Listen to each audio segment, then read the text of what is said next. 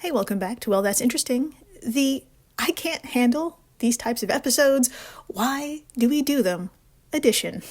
Today is episode 185. Brightest, fastest growing black hole is terrifying in all the ways.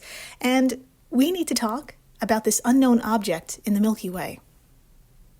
My friends, for the past 6 months or so, we've held hands and cried, trying to comprehend the kind of news and discoveries pouring out of the field of astronomy. Thanks to supercomputers, AI, and record-breaking machines like the JWST, we are peering deeper than ever into our universe. And what we've found there, as early as 400 million years after the Big Bang, is fucked up. It's exciting, yeah. But there's also all sorts of fuckery.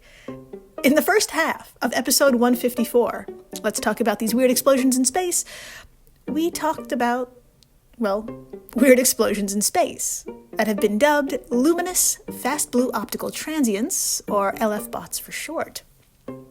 And they're transient because they're sometimes found outside any galaxy, seemingly exploding in intergalactic space. And that luminous fast blue optical part is thanks to their ability to brighten quickly, like in 3 to 4 days, reaching 70,000 degrees Fahrenheit and thus emitting blue light. And then they just disappear. We don't know why this happens. We just know that they're out there. In episode 138, we found out that black holes can be ejected from their host galaxy and roam the universe like no big fucking deal. And then just the other day, in the milestone episode of 180, researchers have discovered at least 21 overmassive black holes. Not supermassive, overmassive black holes. And they probably formed from the collapse of gaseous clouds of unimaginable proportions. Not supernovas. Well, if you're already feeling overwhelmed, good news. It's not going to stop. I have a feeling this year is going to be hella insane when it comes to deep space news. Which means I've got another 2 stories for you. In the first half of the show, we're going to talk about a celestial object that is so bright, it was initially mistaken for a star. Upon further review by the perfectly named Very Large Telescope, or VLT, in the Atacama Desert, researchers were like, holy shit. This is actually one of the brightest and fastest growing black holes we've ever seen. In fact, it's the most luminous object in the known universe so far. And yes, coincidentally, it is a black hole. My friends, I have dropped a whole lot of number bombs on you when it comes to black holes, but this thing gets the county blue ribbon for most mind-blowing. The luminosity, the amount of material it's consuming every day, its age, contains numbers in the billions and trillions. With a fucking T, we are in trillion territory now. It's so mind-bending that astronomers not involved with the findings are like, hold up, are you sure? This is insane. So, this is a controversial black hole, and I can't wait to dive into it with you. Then after the break, total fucking confusion. Yeah. An international team of astronomers have found a binary system out there in space, meaning 2 objects orbiting each other. And well, to put it simply, they know what one of the objects could be, but the other one, it's just a big shrug for now. It could either be the heaviest neutron star ever found so far, or the lightest black hole ever found so far in terms of mass. Or it could be neither. It could be a whole new celestial something. And also fun, it's just a few thousand light years away within our Milky Way. It's literally a neighbor. So, who could be next door? And why exactly we don't know? Stay tuned. In the meantime, I'm Jill Chacha, and I have a few very special shout-outs. Skip, Skip, goddammit. Thank you. Thank you for keeping the lights on. Big fucking thanks for your donation over at Well That's Interesting's Venmo Tip Jar. You are a legend among heroes. And if anyone else would like to stuff a $5 or whatever down my shirt, there's a link in the episode description, or you could head on over to Venmo and search Well That's Interesting, all one word. Also, gargantuan thanks to the folks hitting the like buttons, leaving 5 stars, and reviews. I am looking at you, Dr. Sheep, Dr. D.E., and R. Lewis Philly 1 over at Apple Podcasts. Thank you, fucking thank you for your reviews and kind words. I read every single one of them. All of this helps the flock grow and find each other. I can't say thank you enough. And, speaking of which, if this is your first time listening, welcome to the flock, my adored business goose. To begin, we're going to take our hands off the steering wheel of our spacecraft, unlock our safety belts, and ignore all the blaring alarms around us. We are heading straight for what Christian Wolff calls, and I quote, the most violent place that we know of in the universe. End quote. The fantastically named Mr. Wolff is lead author of the new study we are covering right the fuck now, and an astrophysicist at Australian National University. He uttered these fine words to Marcia Dunn of the Associated Press. And my friends, I ask, aren't you glad you're here? And would you like to see this truly horrendous place? I knew you would. Everyone, please prepare yourself and head on over to our social media stuffs over at the Insta, the Twits, or the Threads, whatever. Please tap on today's post. And you know what? I'm going to join you. I'm going to do that as well. And I'll give you a second. Okay. I saw your face. This may not be what you were expecting. Maybe. In fact, you may be a little disappointed. You may be saying to yourself, Jill, come on. We're looking at a ball of light here. What is this, a star? My beaming business goose, this powerful circle of white light is not a star, though you'd be forgiven for thinking it. You're not alone. Its appearance is deceiving for sure. It fooled the best minds in astronomy for over 40 years. We will get to it. Where this unfathomable brightness is coming from is actually a quasar, a type of black hole, 12 billion light years away. Yes, this enormous blinding light is coming from a black hole. Now, you may be asking yourself a number of questions like, what? Excuse me? I'm looking at a black hole? How could a black hole be this bright? How much fucking material must this thing be consuming for it to emit energy that could be mistaken for a star? And one that's 12 billion light years away? Well, I am so very glad you asked. My friends, we need to tell this thing's story. Also, side note, props to the red dwarf star in the foreground there. Do you see it? It's a little orangey red circle to the right. Okay, this thing photobombed probably one of the most terrifying things known to humankind. Fucking well done, little red dwarf star. Okay, moving on, my friends.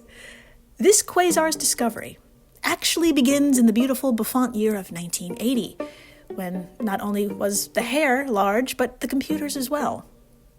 Now, if you're a longtime listener of this show, you know humans have a unique compulsion to name and map everything before them, including every object overhead. It's a daunting task now, but back in 1980, it was even more so, as astronomers had to sit the fuck down and look through their telescopes and manually scan the heavens. Thus took place at the ESO Schmidt Southern Sky Survey, a telescope in Australia, whose researchers dedicated their days to mapping the southern hemisphere's, sky. On one fine day, this big ball of light was seen, the very same we just looked at, and a decision had to be made. Its luminosity being so magnificent, it could only be one of two things. It's either a star or a quasar, which I said a moment ago is a black hole, but a very special kind of hole. These are supermassive black holes. I'm talking about holes with a mass ranging from millions to tens of billions of solar masses. Now, the gravitational pull of that mass drags in nearby stars and just about everything else, including light. But, like a drain in a bathtub, only so much material can go down the drain at a time. Ever notice a swirling ring around a bathtub? Think of this as a black hole's accretion disk. That's where all the material that hasn't been consumed swirls and gets torn apart while it awaits finally being crushed into infinitely smaller matter. Within that accretion disk, along with being torn apart, the countless billions of loose particles slam into each other, and all this chaos emits energy in the form of radiation, X-rays, and light. A fucking lot of light. So, these horrifying black holes, which power these even more horrifying glowing accretion disks, are called quasars. Hello. Now, back to our photo, back to that big, very big ball of light in the sky. You know what?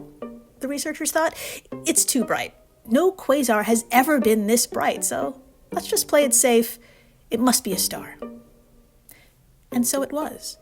Our ball of light was labeled J0529-4351, a star among millions.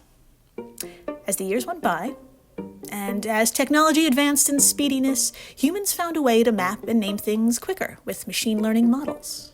It's great. It's really great. All you gotta do is aim your telescope at a massive section of the sky, plug in all the info we already know about stars and quasars, including all the clickety-clack calculations we use to determine what falls into these categories, and you add all the predetermined stars and the predetermined quasars. With all of this info, AI can find and map stars and quasars with no problem at all, and in like seconds. Yeah, finger guns, pow pow. I could hear you from here, I know. My witty business goose, you're screaming, wait, hold on. These models are trained on existing data, which limits objects to those already known. Which means if a quasar is brighter than any other previously observed quasar, the program might reject it, right? Damn. You're good. And yes, you're right, that's exactly what happened. Year after year, machine learning models continually passed over J0529-4351 for being too bright to be a quasar, suggesting it to be a star instead. In fact, just a few years ago, it was reconfirmed as a star by the European Space Agency's GEA satellite. But in 2023, something magical happened. Humans decided to give the catalog of quasars and stars a second look. And boy howdy, the sky as we know it has officially changed.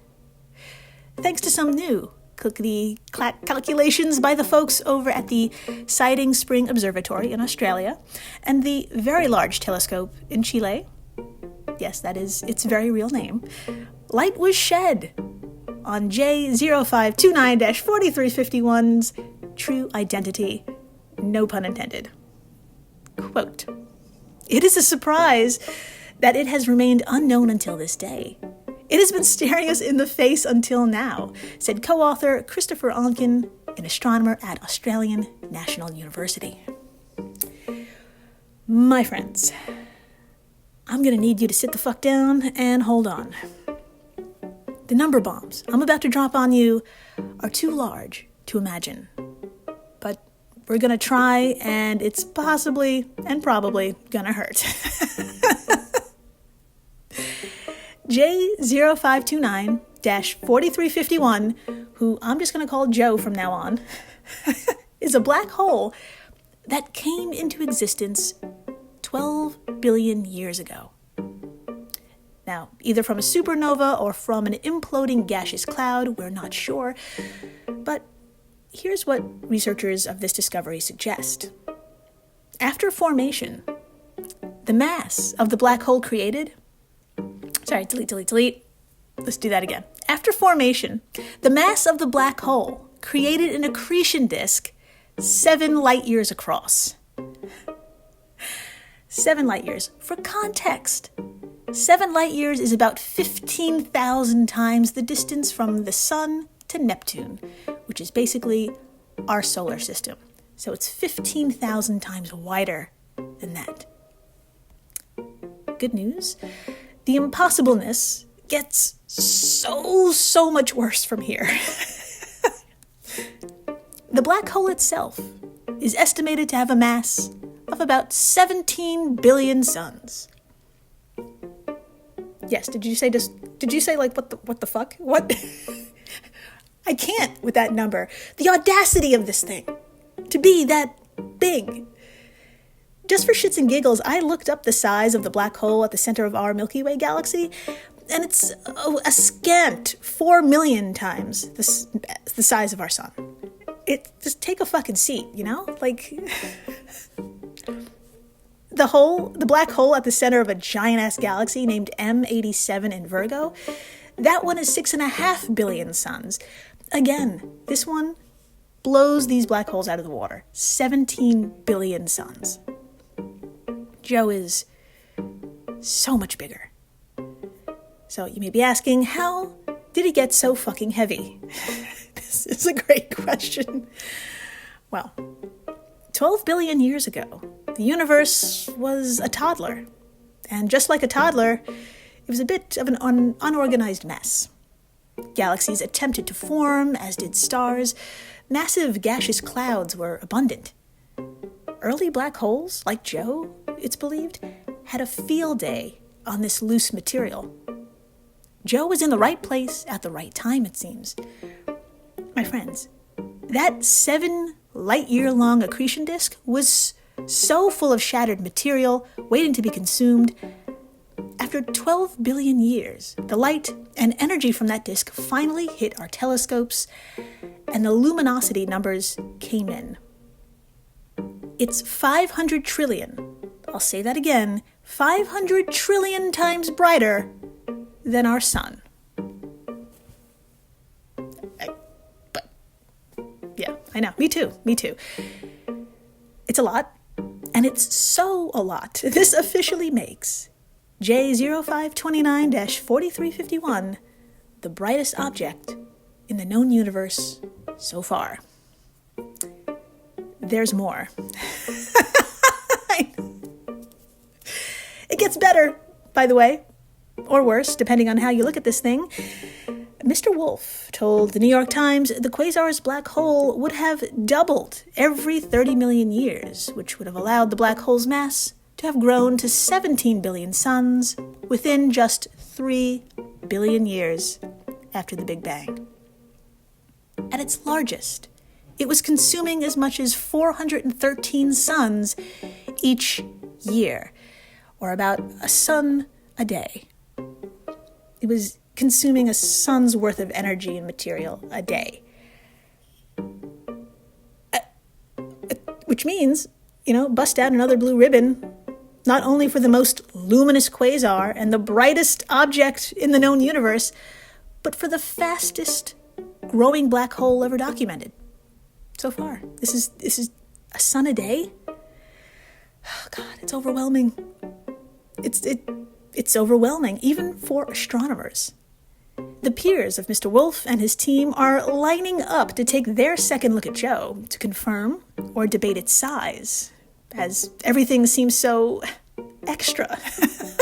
Quote, they may have the right value, but I don't think other observers would be shocked if it turned out the true mass was somewhat less, said the appropriately named Daniel Holes with a Z, a theoretical astrophysicist at the University of Chicago.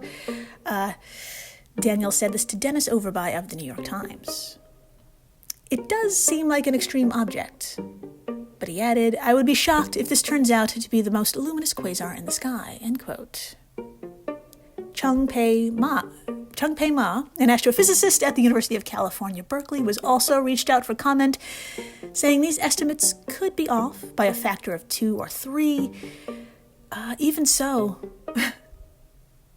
2 or 3, I mean, come on, my teeny business goose, that still makes Joe a fucking unit. Well, I call it a unit anyway. Jenny Green, a professor of astrophysical sciences at Princeton University, Jenny called the results, and I quote, cute. I don't know Jenny, but damn Jenny, I would love to know what an impressive size is for Jenny.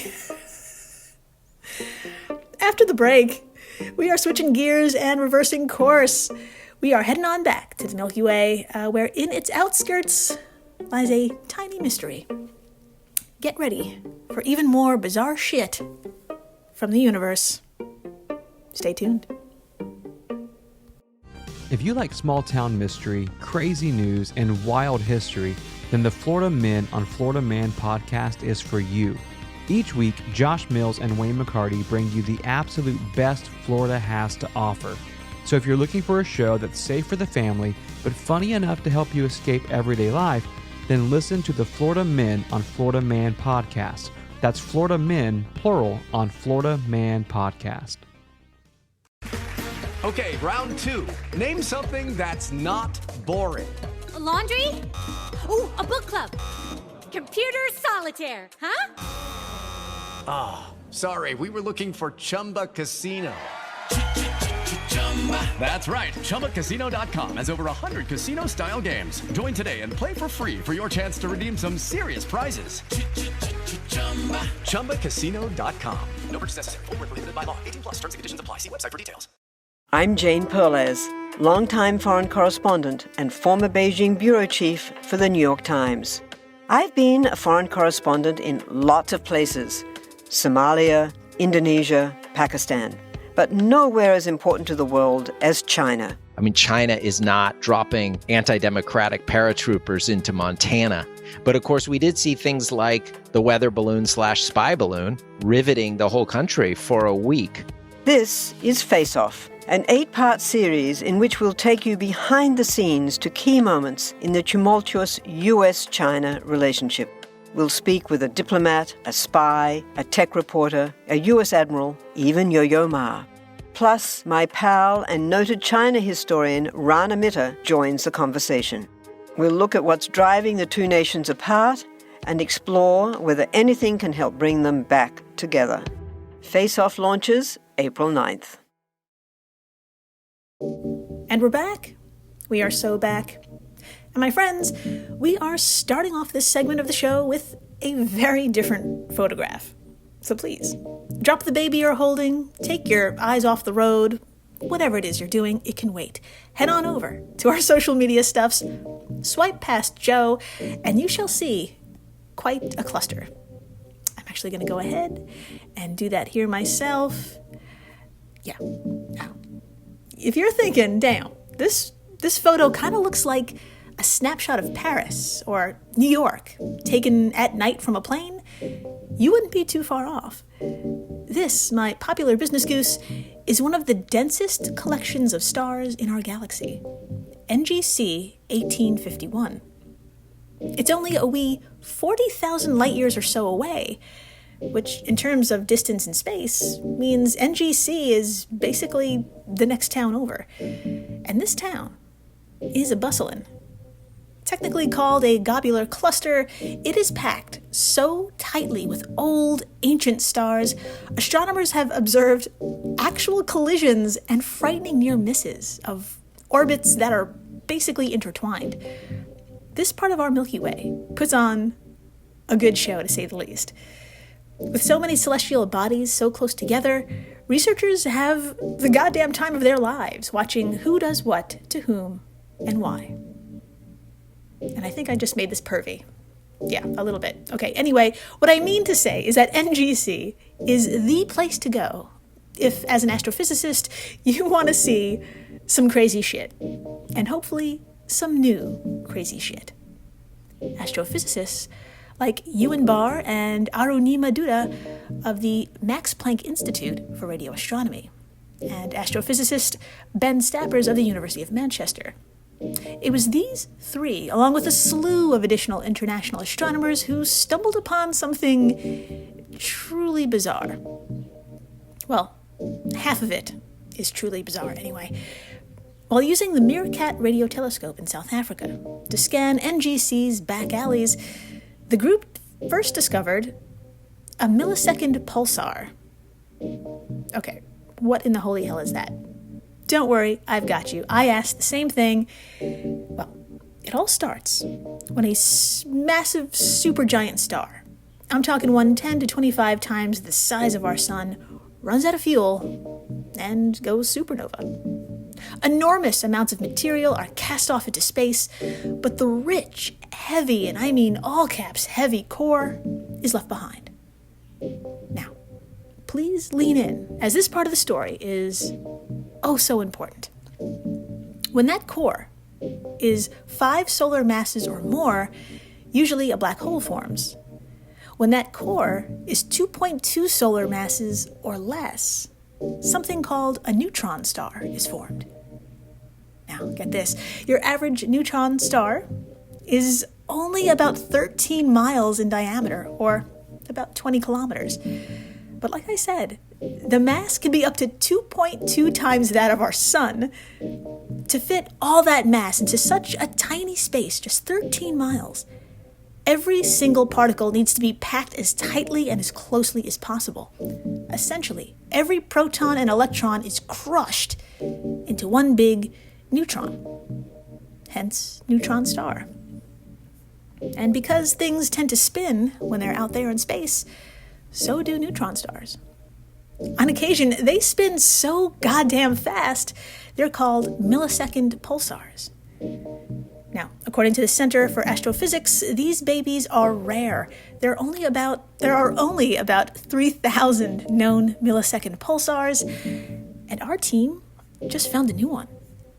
And this one girl, she is a doozy, named PSR J0514-4002E. She's out there spinning 170 revolutions per second. What?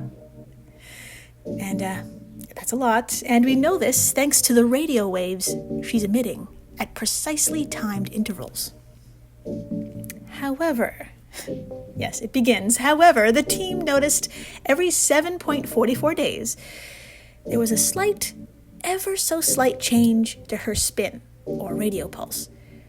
It looked as though our tiny dancer had a partner. There was another object out there close enough to alter her rotation, which meant these two objects were orbiting each other, forming what's called a binary system. And if you're dying to know who the other half is, you're not alone. The team went to work, starting with that incredibly reliable radio wave. Quote, with this pulsar's timing data, the researchers were I literally chewed all of those words. And I'm sorry you had to hear that. I'm going to try that again. Quote, with this pulsar timing data, the researchers were able to calculate the distance to J0514, the mass of the pulsar, and the mass of the binary system as a whole. By subtracting the mass of the pulsar, they were able to determine the mass of the mystery object. End quote. From the also very appropriately named Michelle Starr of ScienceAlert.com. What is going on? Not only with my mouth, but these names. So, my luscious business goose, you may be thinking, once we know the mass, right, we'll have an idea of who's out there. Right? Well, yes, that was the plan, but things suddenly did not go to plan. Remember when I mentioned when a remnant core is 5 solar masses or more, usually a black hole forms? And when that core is 2.2 solar masses or less, a neutron star forms? Well, yeah, there happens to be a little funny gap between the two, and guess who just fell into that gap? Yes, this tiny dancer's partner.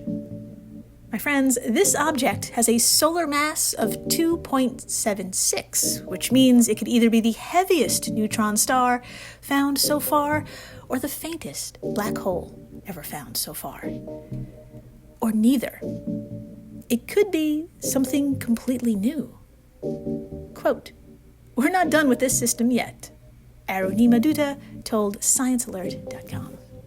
Uncovering the true nature of the companion will be a turning point in our understanding of neutron stars, black holes, and whatever else might be lurking in the black hole mass gap. End quote. Oh my God. My friends, are you as fucking excited as I am? This means there is a hole between neutron stars and black holes. I'm so excited I can't get it right. This means this is another opportunity to talk about holes on this show. Yeah, and I, for one, cannot wait to see what's going to fill this hole. What is wrong with me? I don't... So watch this space. We're going to find out what lives in this gap. See, I said gap and not hole. I'm getting better. Thank you for listening, rating, subscribing, donating. Skip, I'm talking to you, buddy. Thank you. Leaving reviews. Thank you. Telling your friends. Tell your friends about the horrifying black hole that's out there, 12 billion light years away. That it doesn't have to be that big, but it is. It's just. There's also something unknown that's like right around the corner. We'll find out soon what that is, and there'll be another episode, and I'll talk about it, and I'll be just as horrified. And a Joe-sized thanks to the folks over at Airwave Media, the podcast network to which WTI belongs. If you love this show, and you do, you'll love the other podcasts in this family. And please, stay interesting.